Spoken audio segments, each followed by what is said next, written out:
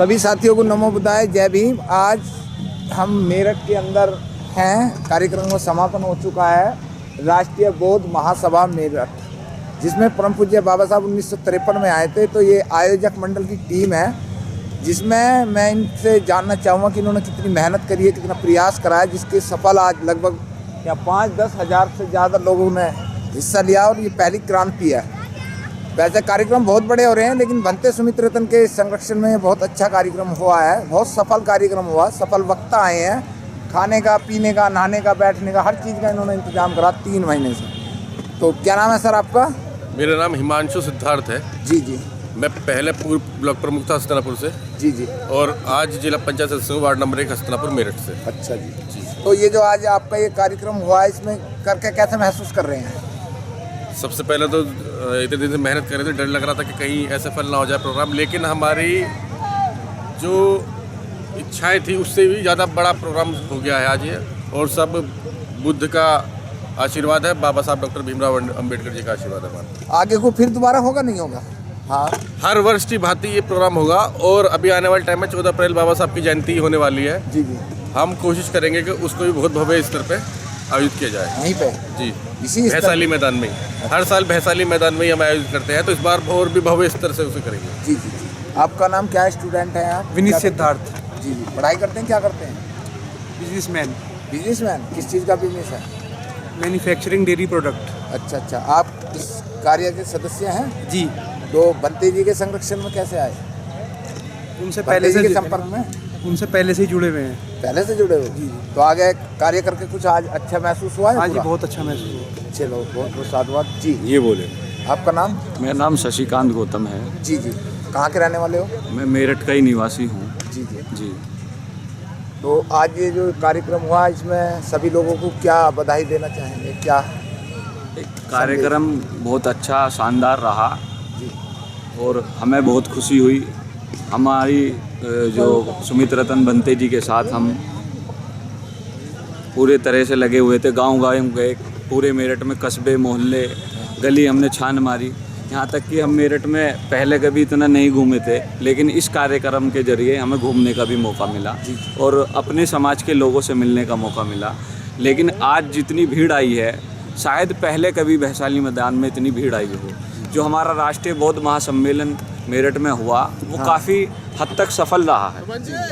काफ़ी हद तक नहीं है, 100% सफल रहा है। जी जी। काफ़ी हद का मतलब कह रहे हो आप? इतने लोगों को बुलाने के लिए मंत्री या संतरियों को लगाना पड़ता है। जो हमारी उम्मीद थी उससे ऊपर, बहुत ज़्यादा ऊपर ये रहा। कहिए। और कार्यक्रम अगली बार जब होगा तो दुगनी नहीं, चौगनी ताकत के साथ सफल होगा। बहुत बहुत धन्यवाद आपका। हमारे साथ ये मेरठ से हैं रियाजुद्दीन जी, भारत मुक्ति मोर्चा पार्टी। रियाजुद्दीन गादरे, बहुजन मुक्ति पार्टी से जी जी। प्रदेश उपाध्यक्ष। जी जी। आज हम लोग यहाँ जो मौजूद हैं वो एक मिशन के तहत हैं कि हम लोग यहाँ के मूल निवासी जो विभाग है, मूल निवासी जो 85% जो लोग हैं, हम उनके साथ हैं। कुछ लोग यहाँ पर इंडिया में एक भ्रम फैला रहे हैं हिंदू राष्ट्र बनाने का। मैं उनको चेतावनी देता हूँ, इसलिए देता हूँ कि वो केवल षड्यंत्रकारी 2-3% के ही लोग हैं। हमारे यहाँ मूल निवासी देखिए, यहाँ बौद्ध धर्म के भी रहते हैं, जैन धर्म के भी रहते हैं, ईसाई धर्म के भी रहते हैं, बौद्ध लिंगायत धर्म के भी रहते हैं, मुस्लिम रहते हैं, सिख रहते हैं, ईसाई रहते हैं। कितने धर्म के लोग हैं, कितने राष्ट्र बनाओगे इस भारत के? तो इसीलिए भारत राष्ट्र के लिए जो बाबा भीमराव अम्बेडकर साहब ने काम किया है, हम अपने जीते जी उसको नहीं होने देंगे। नहीं, अभी एक आवाज़ फिर उठ चुकी है पंजाब से। हाँ, खालिस्तान खालिस्तान वो इसीलिए तो उठ रही है। जब वो हिंदू राष्ट्र बनाएंगे तो ऐसे ही कोई जैन राष्ट्र की आवाज़ उठाएगा, हैं? फिर वो कोई, अब जो मुस्लिम यहाँ लोग हैं वो एक और मुस्लिम राष्ट्र बनाएंगे। लेकिन हम भारत के टुकड़े नहीं होने देंगे, ये मेरा प्रण है। अब पूरे जीते जी हम लोग जो हैं भारत के टुकड़े नहीं होने देंगे। भारतीय संविधान की रक्षा मरते दम तक करेंगे। भारतीय संविधान एक समता का, समानता का, न्याय का, बंधुता का और स्वतंत्रता पर आधारित जो संविधान है, वही हर धर्मों का कहावत है, वही हर धर्म का विचारधारा है।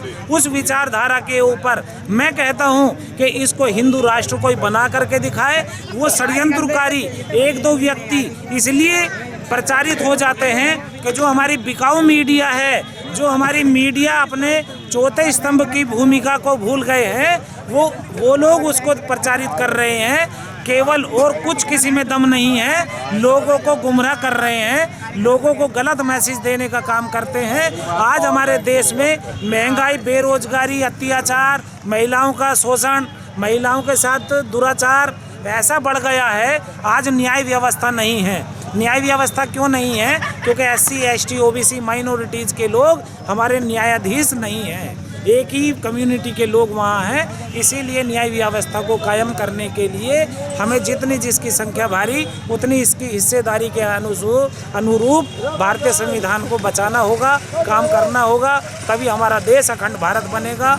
जय भारत, जय संविधान। धन्यवाद। ये थे हमारे साथ में राजूद्दीन गादरे जी, राजूद्दीन गादरे, भारत मुक्ति मोर्चा बहुजन मुक्ति पार्टी। जी, बहुत बहुत साधुवाद आपका, सम्मान के अधिकार को टाइम देंगे। जय भारत, जय संविधान। आज यहाँ कई हजारों की संख्या में लोग पहुँचे हैं, गाजियाबाद से, मेरठ से, संभल से, मुरादाबाद से, अमरोहा से, हापुड़ से, गाजियाबाद, मुरादनगर से, और सबसे बड़ी बात है कि सम्मान एक अधिकार इसमें पहुँचा है। तो सभी का बहुत बहुत साधुवाद है के लिए। भंते जी, कैसा महसूस कर रहे हैं भगवान बुद्ध के उपदेश को आज आप? बहुत बढ़िया, बहुत खुशी हुई। मैं तो धन्य हूँ कि बाबा साहब 1953 में आए थे। आज हमने उनका ऐतिहासिक वो जो दिन था उसको याद किया और एक बड़ा कार्यक्रम किया। यहाँ हजारों लोगों ने दीक्षा ली और बुद्ध के मार्ग पर चलकर आगे बढ़ने की कसम खाई। आप आए, बहुत धन्यवाद आपका। बहुत बहुत साधुवाद, सम्मान के अधिकार को टाइम देने के लिए। सम्मान एक अधिकार में आज सीतापुर से चलकर भिकुनी एडवोकेट हर्षदीपा जिनका नाम है, और दूसरी मुलाकात है गाजियाबाद में मुलाकात हुई थी, बहुत खुश नज़र आ रही हैं, धर्म का ज्ञान बांट रही हैं। एडवोकेट से जो है भिक्षु बनी है, तो बहुत सारे भिक्षु यहाँ उपस्थित हुए हैं। तो भंते जी, आपको पहले तो वंदामी।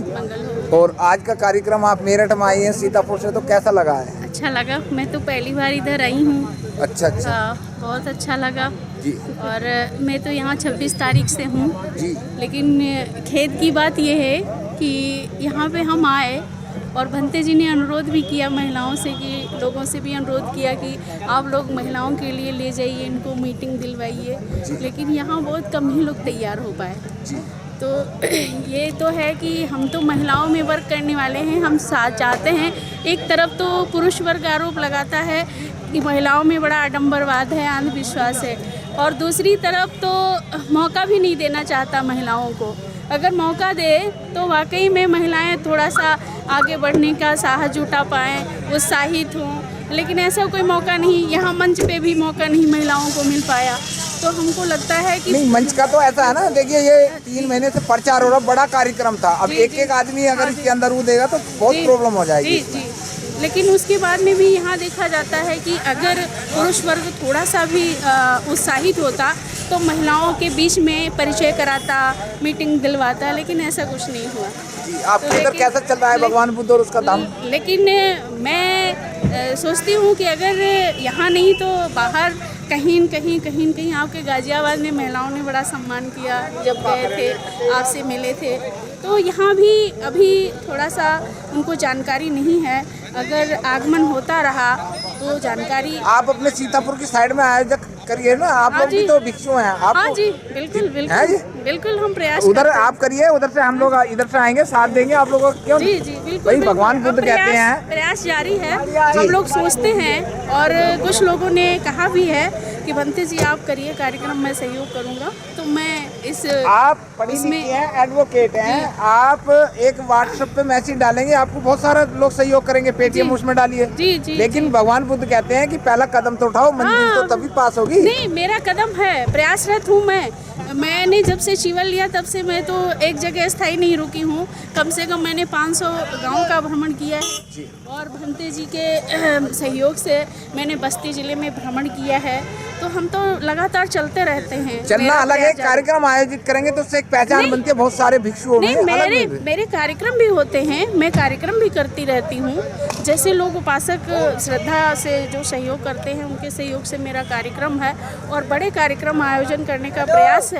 तो आने वाले भविष्य में हम बड़ा कार्यक्रम भी करेंगे, ऐसी कोई बात नहीं है। तो अब तक सभी सरकारी स्कूलों पर, कॉलेजों पर ताला लग गया होता, और वो उनका काम ही ये है कि शिक्षा से इन्हें वंचित कर दो, इन्हें रोजगार से वंचित कर दो, इन्हें सूचनाओं से वंचित कर दो और किसी भी तरह का संरक्षण ना मिले, सत्ता से बिल्कुल बाहर कर दो। ये उनकी रणनीति, उसके तहत वो काम कर रहे हैं। अफसोस के चंद लोग जो है वो काम भी कर रहे हैं अपने गलत उद्देश्य के लिए, पर बहुजन समाज का इतना बड़ा तबका है वो पीड़ित है, दुखी है पूरी तरह से, उसके सारे अधिकार छीने जा रहे हैं, बावजूद उसके वो इकट्ठा होकर सत्ता इनसे छीन नहीं रहा, सत्ता छीनने के लिए काम नहीं कर रहा। क्या लगता है एडवोकेट जी, धार्मिक क्रांति के बिना जो है राजनीतिक क्रांति अर्थ ही नहीं, बाबा साहब ने नहीं, मैं जब तक धार्मिक क्रांति नहीं होगी तो आप राजनीतिक क्रांति में अगर आप धार्मिक नहीं, मैं इससे सहमत नहीं हूँ जो आप बात कर रहे हैं। बाबा साहब ने इसी सीक्वेंस में कहा था, मैं इससे सहमत नहीं। हो सकता है उन्होंने बात किसी और अर्थ में कही हो, लेकिन अगर राजनीतिक सत्ता आप हासिल कर लेते हैं तो मैं ये मानता हूँ कि धार्मिक क्रांति के लिए बहुत बड़ा मजबूत प्लेटफॉर्म मिल जाएगा। जो आज ये सम्मेलन कर रहे हैं, ये सम्मेलन इतनी देर के काम है, अगर सत्ता आपके हाथ में हो तो, समझे ना जी। तो ऐसा नहीं है, निश्चित रूप से धार्मिक क्रांति होगी और उससे लोग एकजुट होंगे तो आप सत्ता भी हासिल कर सकते हैं। लेकिन अगर आप इस चीज को नहीं समझ पा रहे हैं और सत्ता भी हासिल कर लें आप, तो सत्ता हासिल करके आप धर्म को भी स्थापित कर सकते हैं और शिक्षा को भी स्थापित कर सकते हैं, उसके लिए काम कर सकते हैं। क्या आपको लगता नहीं धार्मिक क्रांति करके भाजपा जो है पिछले 8 साल से जो है केंद्र सरकार में जो है मौजूद है और उसी धार्मिक क्रांति के चलते जो है भ्रमित करके बड़े आयोजन, धार्मिक आयोजन कर रही है, मंदिर बना डाला। वो जो कर पा रहे हैं वो इसलिए कर पा रहे हैं कि बहुजन समाज के जो राजनीतिज्ञ थे जितने भी या आज भी जो हैं, वो एमएलए और एमपी जिनकी जिम्मेदारी थी समाज के लिए काम करने की, वो बिल्कुल नकारा थे और नकारा है। और वो जिस पार्टी में, उस पार्टी के बंधुआ मजदूर हैं, उन्हें अपनी जिम्मेदारी निभानी थी, समाज के लिए काम करना था, समाज को उसका हक दिलाना था, जो गलत कानून बन रहे हैं उनका विरोध करना था और जितनी भी गलत सारी चीजें हो रही हैं उनके विरोध में उन्हें एकजुट होकर लड़ाई लड़नी थी। उन्होंने काम नहीं किया, इसलिए ये सारी चीजें हो गई। नहीं तो ना तो स्कूल बंद होते, ना कॉलेज बंद होते, ना उनके रहते हुए रिजर्वेशन खत्म होता।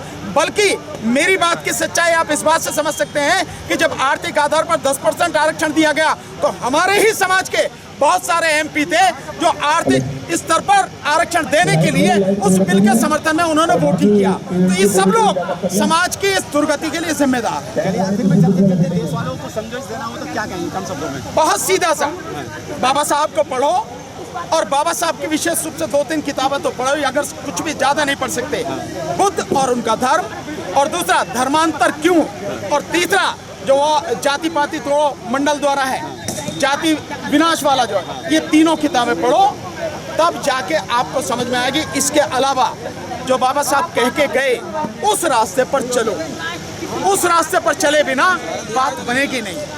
जब तक हम ये नहीं करेंगे तब तक हमारा कुछ भला होने वाला नहीं है। तो तथागत के रास्ते पर चलें, बाबा साहब के बताए हुए रास्ते पर चलें, उनकी केवल पूजा ना करें, मोमबत्ती अगरबत्ती जला के उनकी मूर्तियां लगा के केवल अपने आप को समझ लें कि हमारा काम सिद्ध हो गया, ये नहीं। जो उन्होंने आदेश दिया है उस आदेश का पालन करके अपना जीवन बेहतर बनाए, समाज का जीवन बेहतर बनाए, तभी होगा। उनके पुजारी नहीं बाबा साहब के और भगवान बुद्ध के, उनके पुजारी नहीं, उनके अनुयायी बनो।